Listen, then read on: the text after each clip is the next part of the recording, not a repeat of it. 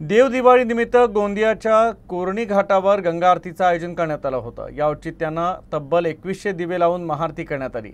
तर या कार्यक्रमात 5000 पेक्षा अधिक भाविकांनी हजेरी लावली।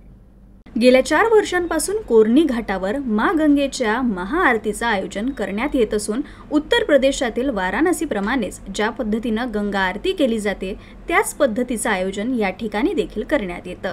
विशेष बाब म्हणजे गोंदिया विधानसभा क्षेत्राचे आमदार विनोद अग्रवाल आणि राष्ट्रवादी काँग्रेस अजित पवार गटाचे वरिष्ठ नेते राजेंद्र जैन यांच्यासह अनेक नेते मंडळींनी देखील कोरणी घाटावर हजेरी लावत गंगा आरतीचा लाभ घेतला।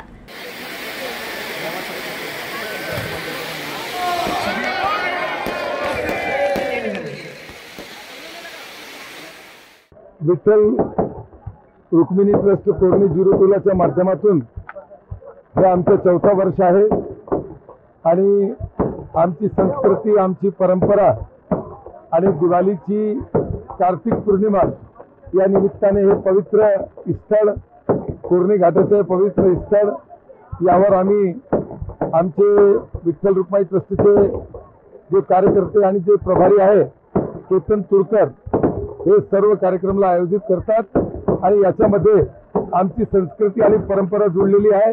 म्हणून इतक्या उत्साहाने आम्ही कार्यक्रम करतो आणि ये कार्यक्रम सतत चालणार। आज बहुत ही आनंद का विषय, हर्ष का विषय है।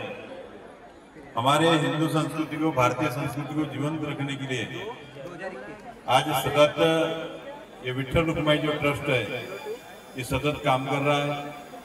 या धार्मिक विधि हो, चाहे संस्कार विधि हो, चाहे सामाजिक उपक्रम हो, इसके माध्यम से हमेशा ये लोग कार्यरत रहते हैं। और इसलिए सबसे पहले मैं विठ्ठल रुक्मिणी ट्रस्ट का, केतन भैया की उनकी टीम का मैं हृदय से अभिनंदन करता हूं। तर भविष्यात यापेक्षाही भव्य दिव्य अशी महाआरती केली जाणार असल्याचं आयोजक केतन तुरकर यांनी सांगितलं।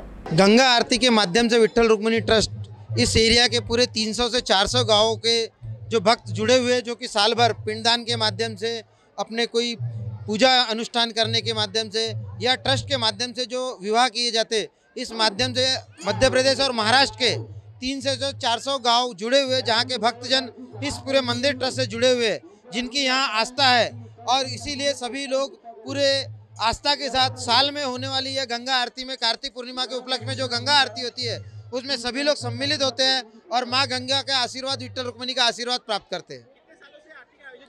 ये पिछले 3 सालों से हम आयोजन करते आ रहे हैं। यह 4था साल था और जिसमें हम हजारों की संख्या में भक्तों को गंगा आरती में सम्मिलित होकर माँ का आशीर्वाद लेने में मदद करते हैं। तर कोरणी घाटावर आयोजित गंगा आरतीचा लाभ घेण्यासाठी मध्य प्रदेश आणि महाराष्ट्रातील हजारो भाविकांनी गर्दी केली होती।